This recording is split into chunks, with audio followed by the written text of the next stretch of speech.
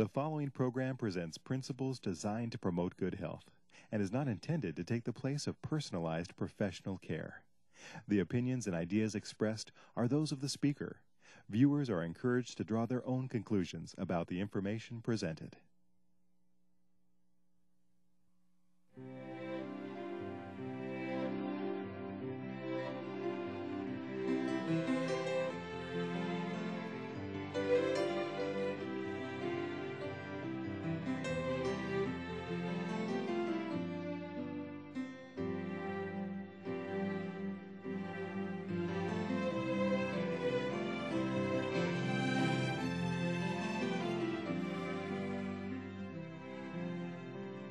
Hello and welcome to Health for a Lifetime. I'm your host, Don McIntosh, and today we're going to be talking about a problem that's very large in America and in Western countries and spreading to other parts of the world, and that's diabetes.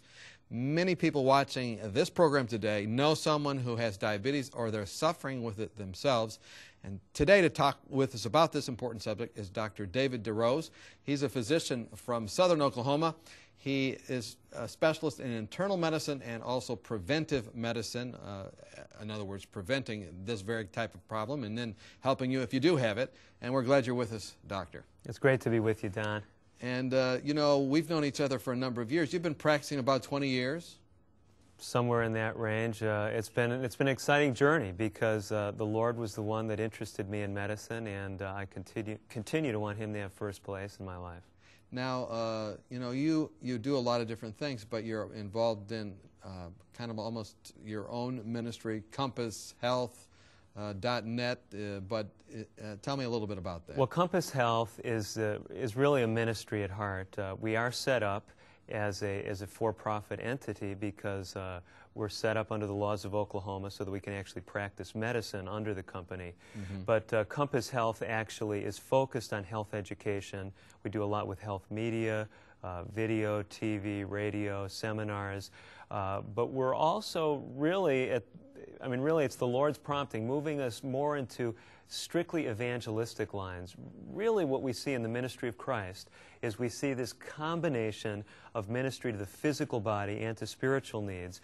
And we believe the Lord's calling many physicians to this kind of model of ministry, some in their own practices. In our work, we're doing it more in public venues, either through media, through seminars, and through writing. Okay, great. And some of the things that we cover today probably would be available on your website. Compass Exactly. Health. We have a number of free resources on the website as well as some videos and a book. Well, let's get into our subject today, diabetes. What is diabetes and how big a problem is it? Well, diabetes, as you illustrated earlier in the program, is a huge problem. I mean, the numbers are growing.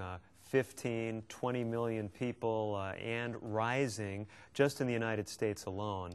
Diabetes is actually commonly divided, at least sugar diabetes or diabetes mellitus. There are some other rarer types of diabetes that have to do with fluid balance. One is called diabetes insipidus, but that's not what most people think of in lay circles. They think of the sugar diabetes, the diabetes mellitus.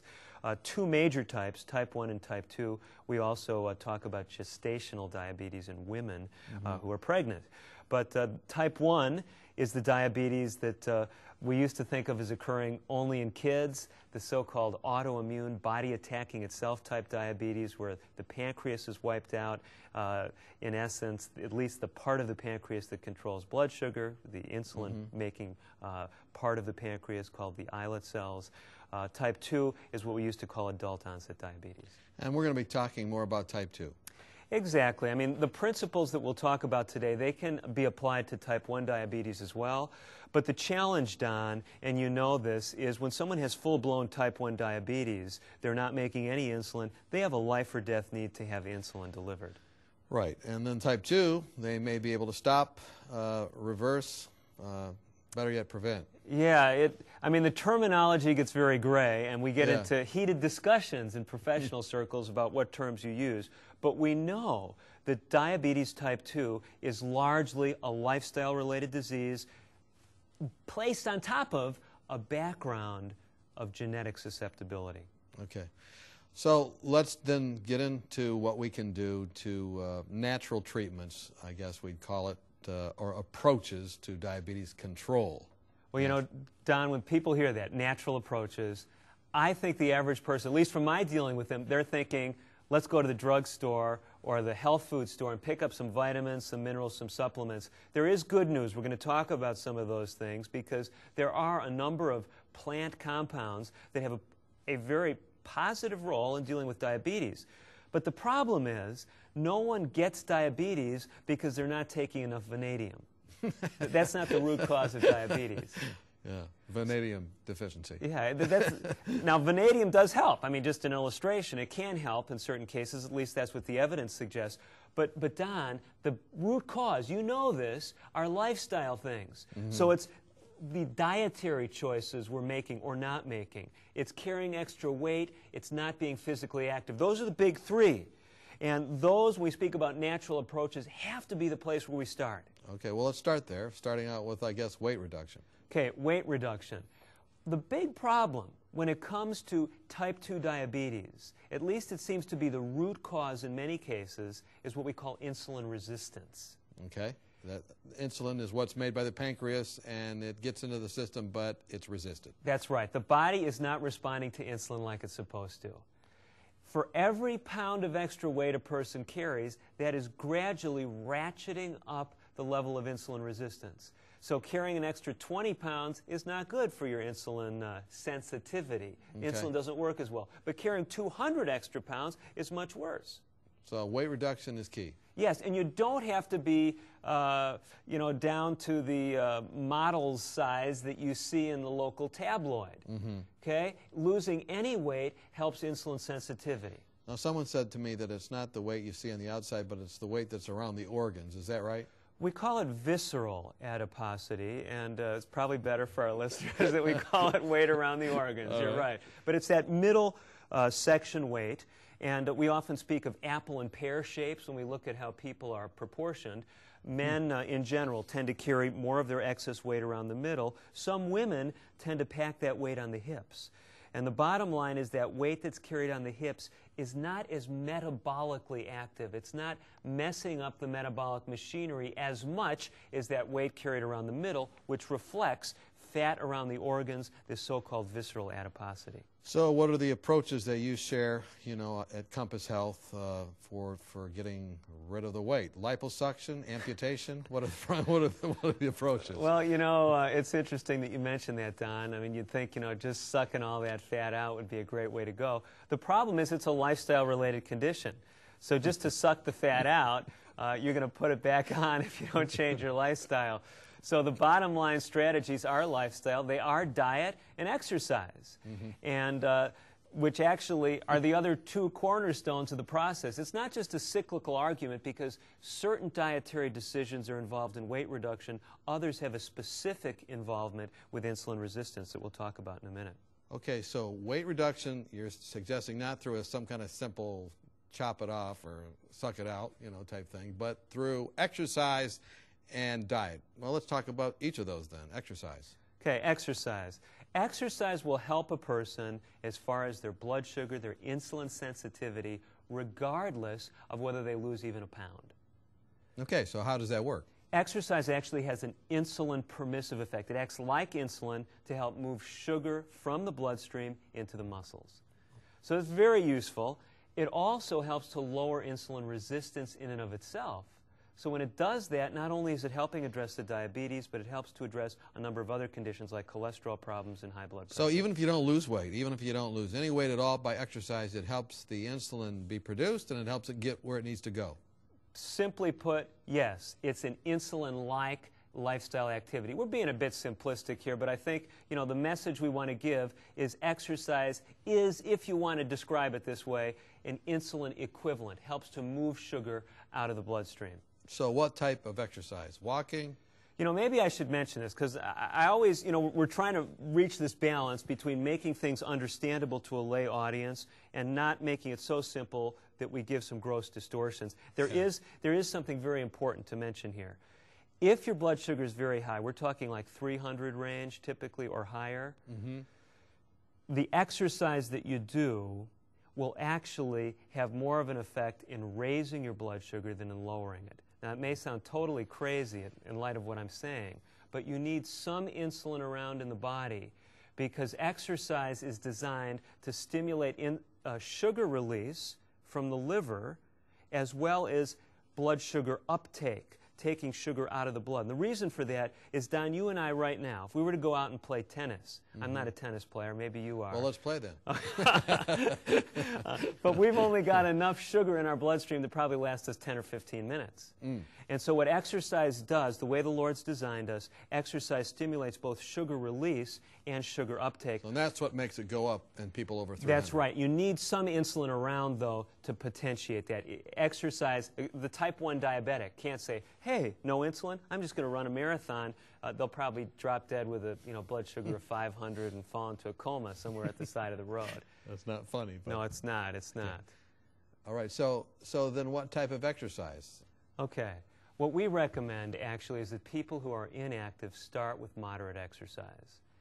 What we've found in our research is you don't have to knock yourselves out in order to get the benefits of exercise. In fact, many people get better benefit from exercise if it is more moderate, if they listen to their body, if they don't overdo it. So what time of day should we exercise? Night? Well, daytime? Anytime? Anytime? Anytime you exercise is going to give you benefits of exercise. There are some caveats, though. Many people, Don, if they do vigorous physical exercise late at night, it will have a stimulating effect. It will keep them awake. They won't be able to wind down easily. So that's something we want to be careful of. Other people can get away with exercise right before bed, even fairly vigorous, and have no problem. Exercise early in the morning is an excellent alternative to caffeine to get you going in the day. Caffeine tends to stimulate blood sugar release. It's a stress hormone releasing compound. So we often educate people with diabetes to try to stay away from the caffeine. Exercise can be an alternative. Okay, dietary fat. Dietary fat is actually the single most important factor when it comes to insulin resistance and diet. It's not sugar in the diet. Dietary fat has a very potent role in influencing insulin resistance. There are two bad fats, saturated fat and trans fats. Those are the two bad fats that worsen how insulin works in the body. So what do you mean? I mean, I usually hear, well, you ate a lot of sugar, that's why you're having a problem with diabetes, and you're saying, no, it's fat. Well, we're looking at two things, Don. We're looking at the background, the foundation for blood sugar problems. That's insulin resistance in the type 2 diabetic. Okay. So that person has to be very careful of their fat intake. They can sit down and they can eat a jar of lard. Their blood sugar will not go up after that meal if that's all they ate, because they were eating no carbohydrate. They were eating no sugar. So you say, wait a minute, now what's going on here? What's happening is that saturated fat, though, is, if you will, gumming up the works. It's making insulin resistance worse. So when they do eat sugar at the next meal, the blood sugar is going to go higher. Because it can't get in because the lard's stuck all over. Yeah, and I mean, this is, we're being Pretty very simplistic. But this is the point. The saturated fat, the trans fats, those partially hydrogenated vegetable oils, they worsen insulin resistance, but it's deceptive. Because a person can eat all that kind of stuff and their sugar doesn't go up. When they eat the sugar, their blood sugar goes up. So they make this false connection that the sugar they're eating is the worst factor. I'm not endorsing eating lots of simple sugar, but they need to realize fat is often the underlying problem. So these big three, exercise and dietary fat and weight loss, those are the big three in terms of natural approaches to diabetes. That's right. Exercise, eat better, and of course, lose that weight. We're talking with Dr. David DeRose. He's a physician from Southern Oklahoma, and his life is dedicated to ministry, to helping people overcome America's killer diseases, but also within the context of faith and belief. He has a website, compasshealth.net. A lot of the material he's covering is available there. When we come back, we're going to look at some more natural approaches in addressing this terrible disease of diabetes. We hope that you join us. Have you found yourself wishing that you could shed a few pounds? Have you been on a diet for most of your life, but not found anything that will really keep the weight off? If you've answered yes to any of these questions, then we have a solution for you that works. Dr. Hans Deal and Dr. Eileen Ludington have written a marvelous booklet called Reversing Obesity Naturally, and we'd like to send it to you free of charge. Here's a medically sound approach successfully used by thousands who were able to eat more and lose weight permanently without feeling guilty or hungry through lifestyle medicine. Dr. Deal and Dr. Ludington have been featured on 3ABN, and in this booklet, they present a sensible approach to eating, nutrition, and lifestyle changes that can help you prevent heart disease, diabetes, and even cancer. Call or write today for your free copy of Reversing Obesity Naturally, and you could be on your way to a healthier, happier you. It's absolutely free of charge, so call or write today. Welcome back. We've been talking with Dr. David DeRose. He's a physician from Oklahoma, and we're talking about diabetes. It's not the end of the world if you have type 2 diabetes. We're learning that there are some things you can do to improve it, and got to be careful about saying we can stop it or reverse it, but some people have used those terms. But there are some real approaches, and Doctor, you've been sharing those with us.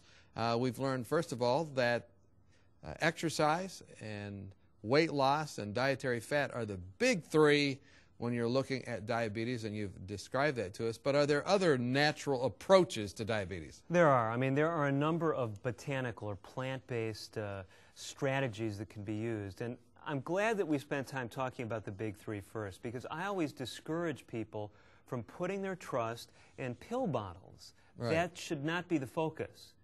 But what I like to encourage them to do is, if they're going to use some of these botanical agents, they look for ones that actually facilitate, that help them make the lifestyle changes. In other words, what you're saying is there's a bunch of stuff out there that's helping the people that produce it, but not the people that take it. Well, I wouldn't be that harsh. You're exactly right, because let me tell you, the ethnobotanists, you know, the experts in plant medicine, they tell us there are probably some 800 plants that we know about that actually have blood sugar lowering effects. Okay. So, you know, many companies are grabbing, you know, 5, 10 of these things, putting them into pills, and I've seen patients taking things like this. It was lowering their blood sugar. Okay. But if they're living their normal lifestyle, they're eating the same bad foods, they're continuing to gain weight each year, they're not exercising, is it really helping them? It's kind of like putting wheat germ on top of your coffee. There you go.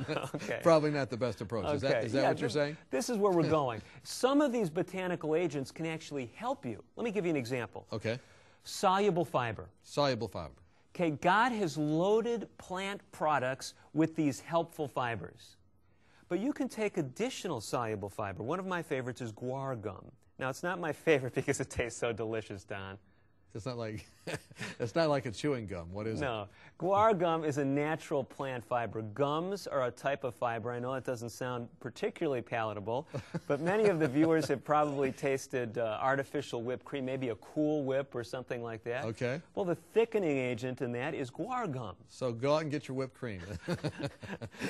But preferably, there are other ways to take your guar gum that can avoid some of the problems with some of these products that use guar gum. Okay, so guar gum, what does it do? Guar gum actually has both blood sugar stabilizing properties as well as cholesterol lowering properties.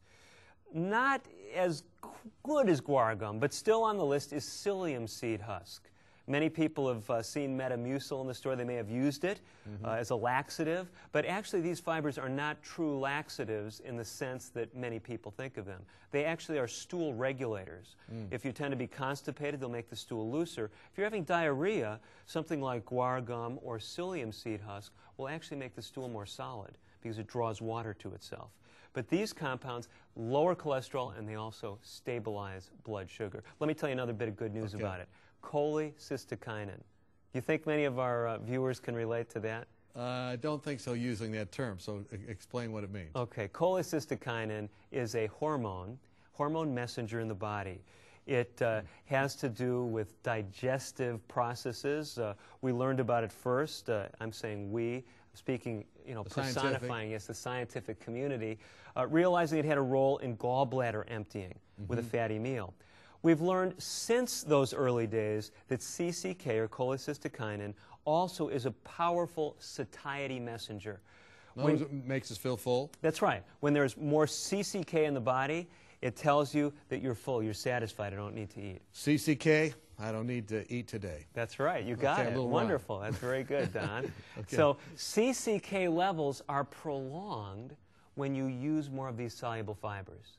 Are those naturally occurring in foods? Yes, they are, like what? guar gum, psyllium seed husk. Yeah, please pass the guar gum. I just never Oat said bran it. is one. Okay. Pectin in apples and pears. Okay. Okay, so these are other soluble fibers, but you can add extra. And why I'm illustrating this is a botanical thing. It helps to lower or stabilize blood sugar after a meal. This is where it's useful. If you have the guar gum or psyllium seed husk in conjunction with a meal, it tends to stabilize the blood sugar. The blood sugar does not rise as high after the meal. Okay. But it also has this added benefit of helping you feel more full and not giving you any calories. So it's not only treating the blood sugar, it's treating one of the root causes, which in many people is overeating and excess weight. So they feel full. I mean, yeah, lots of people will move to a plant-based diet and they'll say, I just don't feel full on that. This is the answer, or one of the answers. This can help, definitely. Okay. Anything else? Let me tell you about another one that illustrates this, and that's Gymnema sylvestre. What is that again? Gymnema sylvestre. Gymnema sylvestre. Yeah. So if you can't say it, you can't buy it. So what does it do?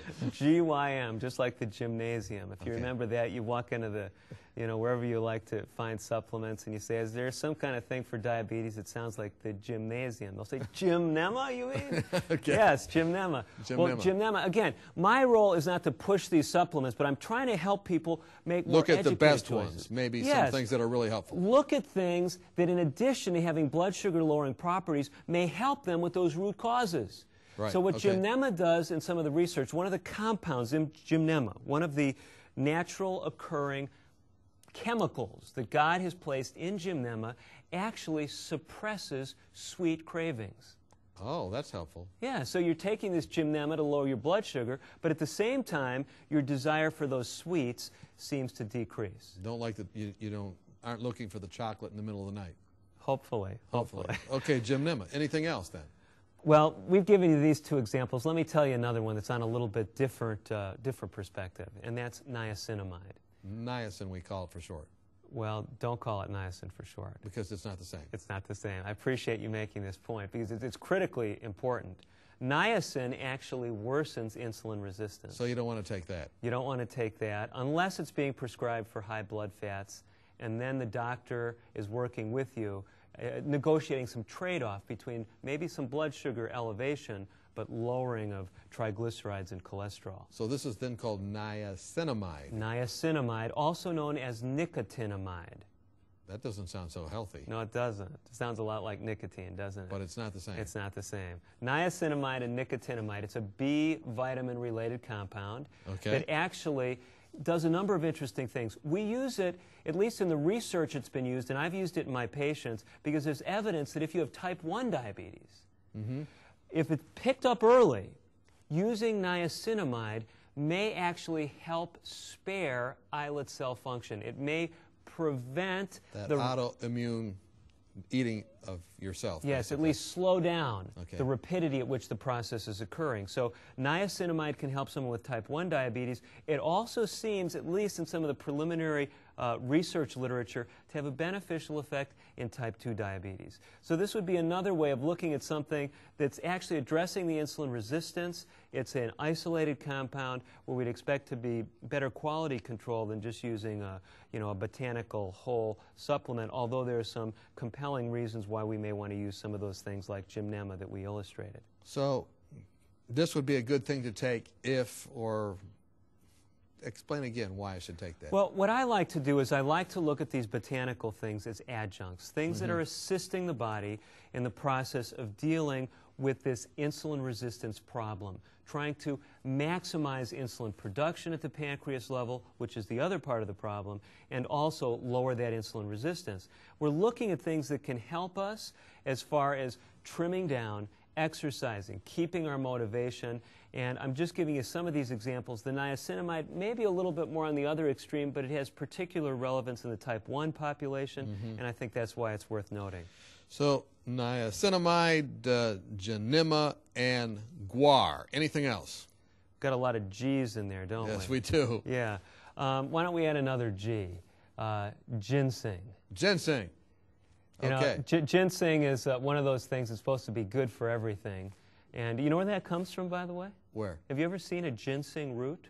I have. Yeah, and it kind of looks like a human. kind of has, have you ever noticed it? It's all these arms and legs yeah. and a head. And yeah. so, you know, people used to believe in what they call the doctrine of signatures. And that meant if you looked at a plant or a plant compound, if it looked like your liver, it was good for the liver. Mm-hmm. Well, what do you think they thought when they saw something that looked like a whole person's body? Very good for you. It was very good for everything. But there actually is some research showing that that ginseng may help with blood sugar control. There are a number of different types of ginseng that have been studied. Many of them seem to have these beneficial properties. Now, on your website, hopefully you're going to have a page up there that goes through some of these more helpful things. I think that would really be helpful. Because look, you know, a lot of people they'll go to a food store and they ask the person behind the counter, and the person behind the counter just says this and that and the other. But I think people are looking at alternative things, but they really, this is going to be very helpful. They want some direction. Yeah, so if you go to the website, compasshealth.net, yeah. we'll have that material there, and you can just access that. Okay, anything else besides the ginseng, the guar, the niacinamide, and the gymnema? I want to make sure, Don, that we don't lose the forest for the trees, right? In other words, the big three. Don't That's forget right. those. Weight loss, dietary fat, exercise. That's right. And try to look at some of these natural things as how they help to facilitate those other processes. And the way some of them do is they decrease your reliance on other drugs, whether it's insulin or some of the older conventional agents that tend to put on weight. Now, you're a Christian clinician, and is there any spiritual thought that you like to share with people that are struggling with diabetes? You know, one of the most encouraging things that comes to me through the Scriptures is Jesus' continued invitations to come to Him. He offers us rest. He offers us peace. I don't want to make people feel more burdened down with another list of things to do, but I like to give the message that Christ is the great physician, and He wants to assist all our viewers in whatever health problems and health needs they have. Well, thank you so much for joining us to talk about diabetes. And thank you also for dedicating your life to a combination of medicine and ministry. I think that was Christ's method, and that's you know, very helpful. Thank you for the ministry of Compass Health. .net. And thank you for watching us today. Any closing thought you'd like to share as we close this program up about diabetes? What should the person watching do right now? Well, one of the things I'd like to encourage you to do is just really make a point of focusing on the root causes of diabetes. Work with a competent professional who can navigate you along that course, and realize there's a host of natural options out there, and God wants to bless you as you cooperate with Him. We've been listening to Dr. David DeRose. Don't forget the big three: exercise, weight loss, dietary fat. But there's other things out there. That's the good news we've learned in this program. Visit compasshealth.net. Thanks for watching Health for a Lifetime, and we hope that as a result of today's program, you do have health that lasts for a lifetime.